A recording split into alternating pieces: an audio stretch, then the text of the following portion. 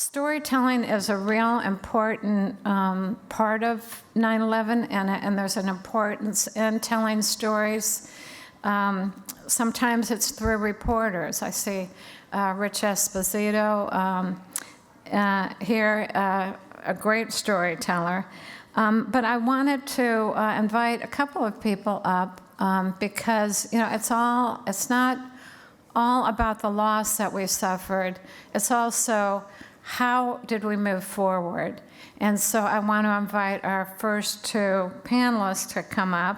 So we have Jack Ryan and Bridget Gormely.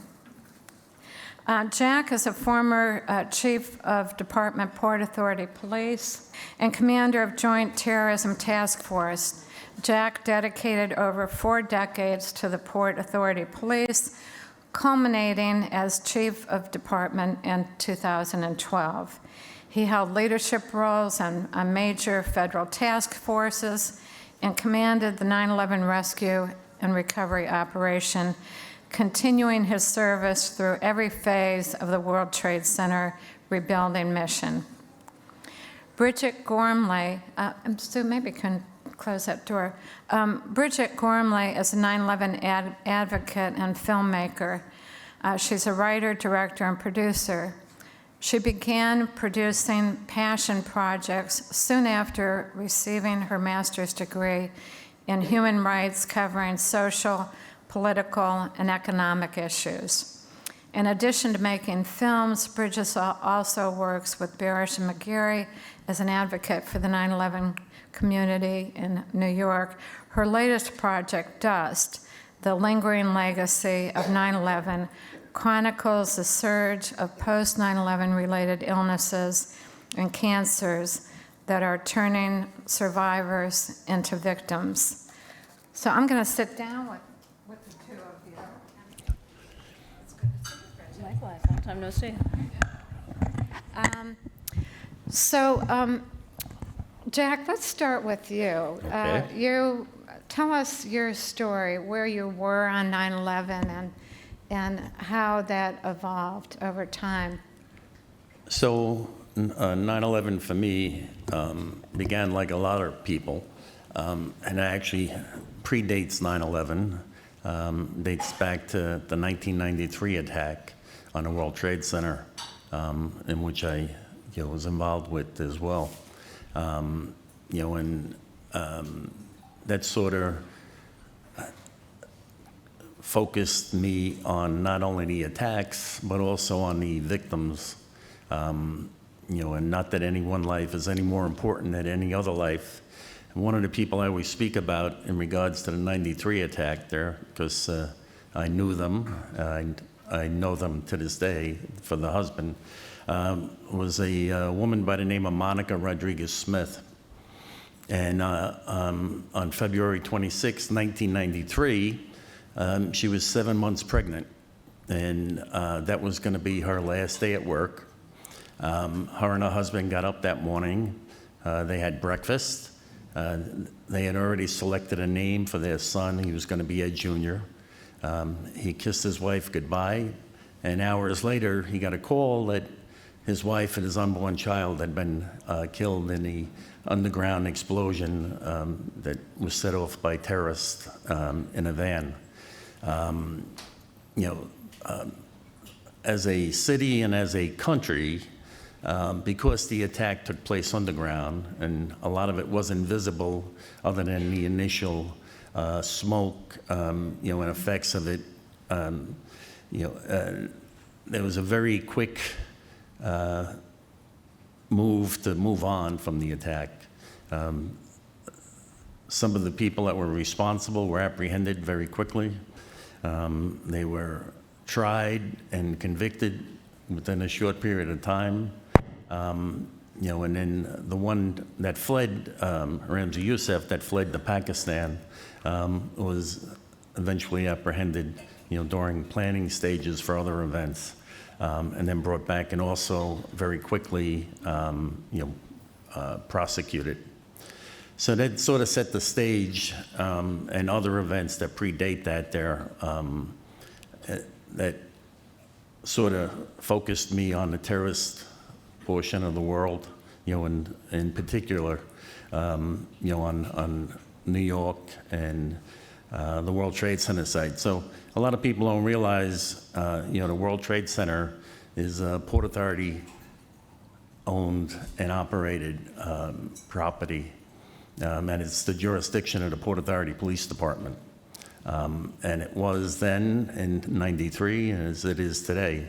So we were there before the attacks. We've been there since the towers have been constructed there and in operation there. And then I spent most of my time up in Times Square, working in the Port Authority and surrounding areas there, supporting the Times Square bid in their efforts to clean up the Times Square area, to make it in presentation for the Disney that was moving in. So I remember going to that first meeting and saying there that it may look like Disney, but it won't be, Disney characters. But, through the efforts of a lot of people there, it actually, turned into, the crossroads of the world as it is. And then, we were, sort of relishing in the successes that we had there. We had one lingering problem, and that problem was a gang problem. People that were coming from the surrounding boroughs. There was an institution there called Covenant House that housed runaways there, and the Port Authority bus terminal was a magnet for runaways from all 50 states there. With the ones that were staying at Covenant House that came from the 5 boroughs there, a lot of them had reached back to those communities there, and it attracted people that were gang members. So Covenant House had a 10 o'clock curfew, and once they went in there, the people that had come from the 5 boroughs to visit them would then go and commit crimes in the Times Square area. So to address that one lingering problem there, I had scheduled a meeting with an undercover, and the date that was good for both of us was September 11th. He was going to court. I was going to come in and meet him at 100 Center Street, which is only blocks from here. The location there that, court officers responded here and were lost on 9/11. In doing that there and selecting that day, I didn't realize it was my daughter's first day of preschool. I can never get past that point, but she was attending the afternoon sessions, and it took so long to come up with a common date there that I was dead set on going to the meeting and said that I would get home in time. And then due to family pressure, I finally wound up canceling the meeting, and then the first plane struck, and like everybody there, thought it was a small plane, and then seeing the second plane strike, realizing that we were under attack, I began making my way in, and I got here after both towers had come down, but then Building 7 collapsed into the street. And, at that point there, amongst the chaos and not knowing how many people were lost,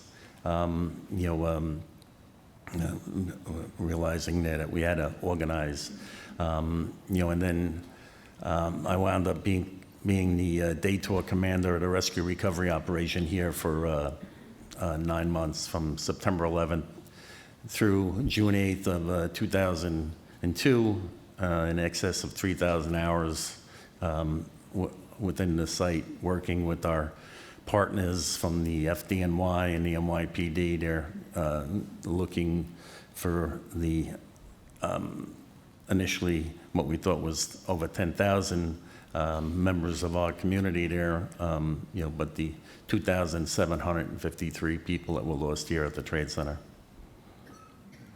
Well, thank you. Bridget, how about you? What's your story related to 9/11? Mine's a little bit more juvenile than yours, Jack. I was in, can you hear me? I was in the 5th grade in Brooklyn, and, just working? Yeah. Maybe put it up. Sound check, mic check. Good, all right. Oh, there you go, all right.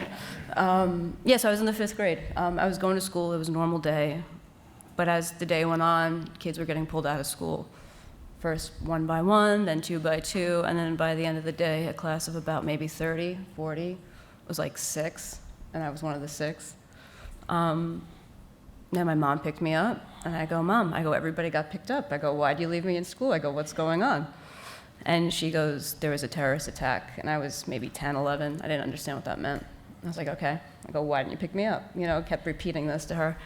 And she goes, Bridget, the Trade Center's gone. They hit it, it's gone, it's gone. And she's like, Daddy's okay, though, Daddy's okay. And I was like, what the hell is going on? But I was a kid, I didn't really comprehend anything that was happening. And then where we lived in Brooklyn, it's pretty flat lands, flat bush.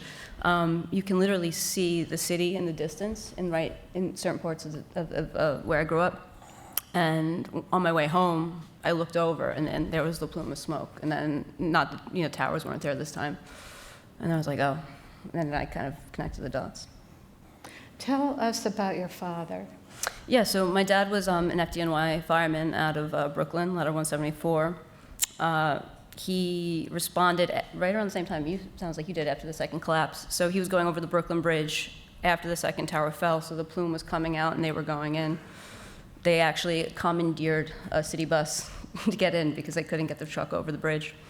And then he was down here, I think, for maybe solid a week, but then back and forth for the next 3 months because those guys weren't going anywhere until they found who they lost. But, we're a fire family. We have so many people in my family are firemen. And we always consider ourselves very, very lucky that we came out of that unscathed. But fast forward to 2017, he gets cancer and he passes away from a 9/11 related cancer. He had bladder cancer that went to his lungs, and then it bit him and got him. So it was always like that dark cloud over his shoulder. And new reality for us was like, oh, we survived that day, but now we have to wait to be picked off one by one as it develops, And there were 343 firefighters that died that day. And then what about since? I think if anybody knows this number, it changes. It's up to 400, 409. Right? 409, yeah. Mm-hmm. Yeah. So more firefighters have died since 9/11 than died on 9/11. I think that's true with the police department as well. Every department, I'd say, right? So the Port Authority Police Department there, that, unlike the other departments that rotated their people out, kept the same people here. We've lost 18 people to the exposure since then. But the other aspect of that there is that with the World Trade Center being our community there, a lot of the companies there that were being evacuated, the schools around here, Stuyvesant High School, they've all been affected and have subjected people that have lost or have gotten sick as a result of the attack. So I'm not sure if I should call you John or Jack. You'll see the next panel. There's 2 John Ryans, so we thought they'll think there's a typo in our program, so he's referred to Jack, but I'll refer to you as John here. That's fine. So John, what did you do then? You were down there for a long time, and then how has your life changed since? So when we got here, even being as familiar with the buildings as we were, knowing every little, corner of it there, you had lost all your points of reference, and I think, in some ways to this day there, I still think it's a bad dream, that they can't be there, it's, you would stare at it there, expecting them to appear. But we began, in the effort to find people. Our hopes initially were that we were going to find people, alive in voids, and we wound up, there were initially 3 Port Authority police officers. There was two Marines. One had come from Connecticut that came down to assist, and they were walking through the plaza, and they thought they heard a noise, they heard people, and they came and got us there, and it turned out to be 3 Port Authority police officers initially. Dominic Pizzullo, Will Jimeno, and John McLaughlin. And then there was a subsequent, collapse, and Dominic was killed. Initially Dominic was uninjured, but John and Will were buried in the debris and unable to get out. And Dominic wouldn't leave them. There were fires around them. And then, like I said, there was a secondary collapse, and a piece of concrete came down and hit him in the head and killed him. And then, like I said, the 2 Marines, heard them yelling and came and got us. And then a collective group of NYPD issue officers, FDNY rescue personnel, and Port Authority police officers there, accessed the area to try to get them out there. And it was a challenging location there because of the fires that were around them there, and the possibility of it collapsing again. Spent time, Will was the first one that got out. He was less injured there, but he had a very severe leg injury there. And then at times there, because of the position that John was in, there was contemplation of, amputating his legs, but then they didn't think he would survive, that. And then, through tremendous efforts of, the ESU officers there from NYPD, they were able to get him out. It's one of them things there that, stay with you, and images of it there. I remember seeing him up in Bellevue Hospital there afterwards there. And from the compression injuries there, they had to relieve the pressure there because his muscles were actually, he'd been in that position for so long that his muscles were actually breaking down and affecting his organs. So to relieve that there, they had to cut his legs there, and it looked like a bloodbath. But again, they contemplated amputating his legs, but they didn't think he would survive. And then over the course of the next few days there, they sensed a pulse in his ankle, and they opted not to. And then after 70 plus operations there a few years ago, he was able to walk his youngest son for graduation. So when you think about that, over 3,000 kids lost parents on 9/11 there, the fact that, he was able to achieve that there, and do so, under his own strength was a good thing, an uplifting thing. And, one thing I wanted to say at the start there, but, is that, your selection of the word voices, as your title, was a very, very good thing. Because one thing there that, I've learned dealing with all of these disasters, 9 plane crashes and, 9/11 and 93 is, it comes down to communication, and, everybody in this room, has the ability to be here, and listen and, express their views there, but, their voices. But there are a lot of people that don't have that, through disabilities or age or other, so it's important there that, we keep their stories alive, and, and do it through our voices, and, through you and, Sue and Frank. It's an important important thing. Well, and that's why we're so fortunate to be able to broadcast to 24 states and how many countries, Frank? Yeah, I think the furthest is maybe Iceland, you know, well. We have somebody from Australia. Oh, we have someone here That's far. from There you go. Australia. Pretty And far. she was recognized yesterday for coming the furthest to be with us here in person. You mentioned that there is that, and one thing I always emphasize is that, as you've mentioned, it's 93 countries were affected on 9/11. It wasn't just, New York or the United Right. States. So 93 countries suffered losses. And I know a lot of times there, when I bring people, foreign partners through the 9/11 Museum and Memorial,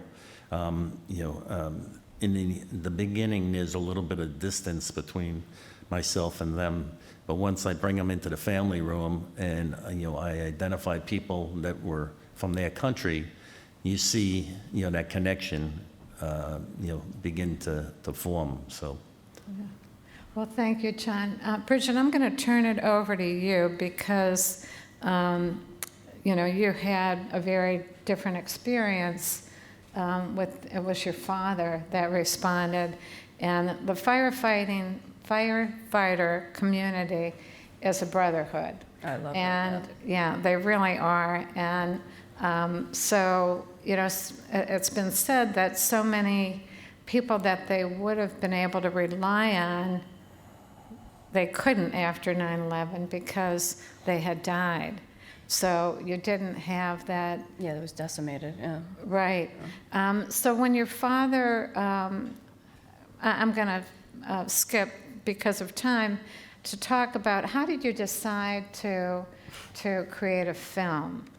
I think when you're in a tight spot and you don't know what's going on and you're lost, you do things, ignorance is bliss, right? I think Right. it's the sort of thing, if I know now what I knew then, I never would have did it.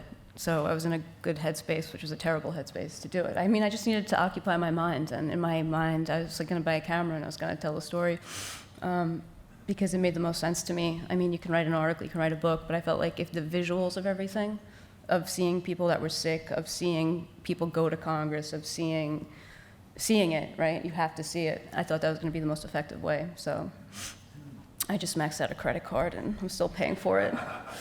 Yeah. Well, and yesterday we showed a timeline on all of the unresolved issues. And of course, the World Trade Center Health Program, it required firefighters to go to and lobby in Washington, D.C. Many of them were in wheelchairs. I think about Phil Alvarez, 3 weeks before he died, testifying before Congress. It wasn't till 2010, right, when the droga bill passed, and the person that the name was and who had started that process had actually already died before it was actually implemented. I wondered, would it be okay if we showed the Please, trailer? let it speak for itself. Yeah, please. Well, skip to the trailer.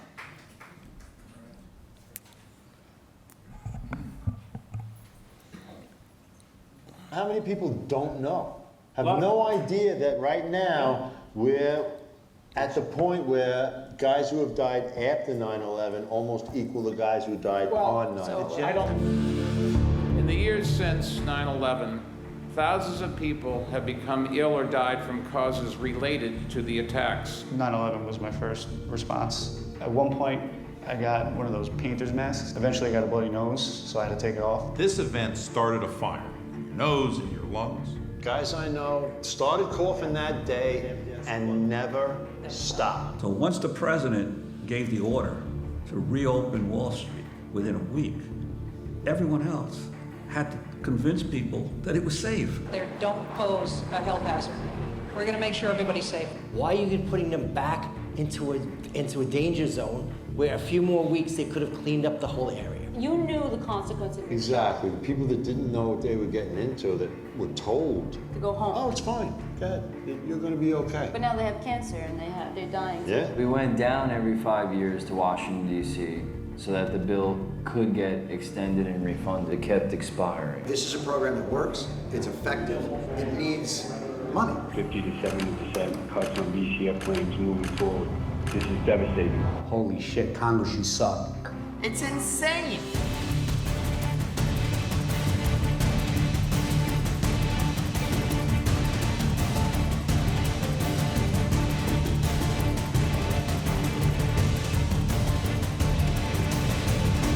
They did their jobs. 18 years later, do yours.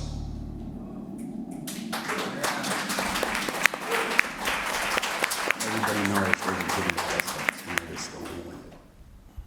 So, Bridget, can you tell us what it was like? How long did it take you to do the film? It took me a couple years. I started right after my dad passed away, so like 2018, 2017. And I was probably maybe 8 months into it on my own, just doing my own thing. And then the VCF got cut by 70% because they were running it. It was a victim of its own success.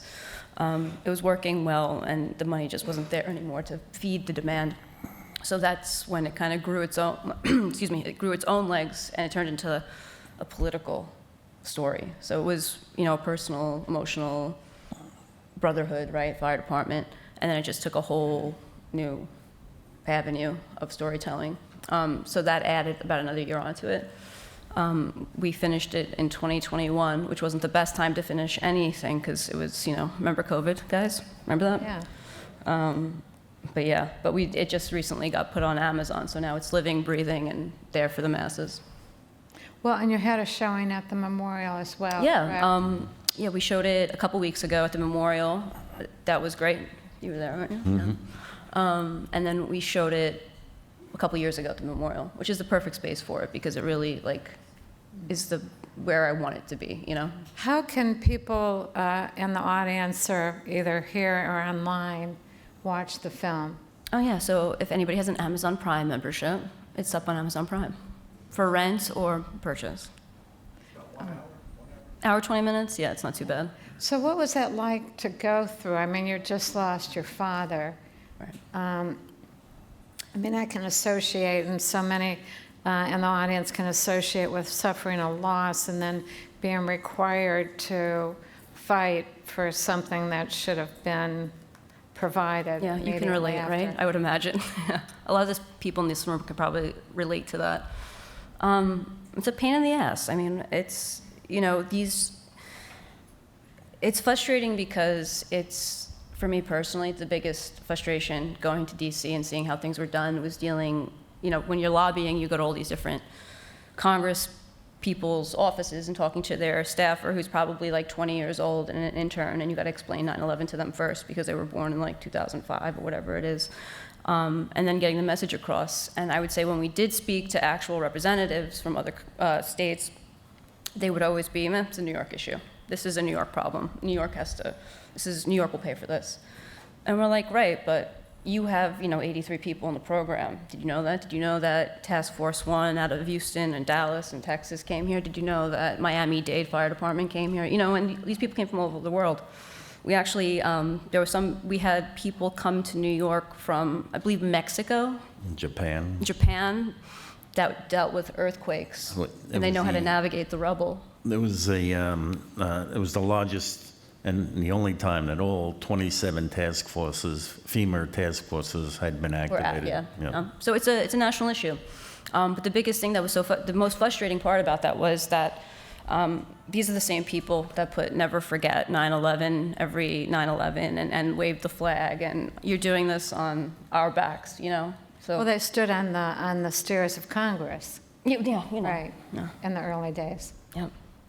I remember, you know, with all the controversy over Christie Whitman's statement there that the air was, and right around that time they had given us these personal carbon monoxide readers that actually pinned onto our uniforms.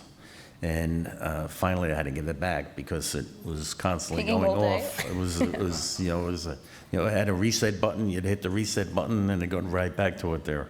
And you know, while we were focused on finding remains, you know, you're doing so there. You know, there's always that question about the masks. You know, that when we went from dust masks to 2 filter masks, but even the 2 filter masks were not meant to be worn for 12 hours, and they had no mic, so to communicate, you had to take the mask off. So if you had followed the protocol, anytime you remove the masks, you're supposed to do so in a sterile environment, and clean it, and, but, people were doing what they were doing, to try to find their friends, loved ones, neighbors, and you'd be doing that there, and right next to you would be an iron worker, cutting steel with a very elaborate, mask system on, or you'd be in another section there that was believed to have asbestos, and people are in Tyvek suits, and, because of the possibility of remains being in that area, you'd have spotters there, that were standing there with the dust masks or the 2 filtered masks, right next to the person, in the Tyvek suit and a very elaborate, protection system. Well, we have just 39 seconds left. So, 36, 35. and 2 sentences or less.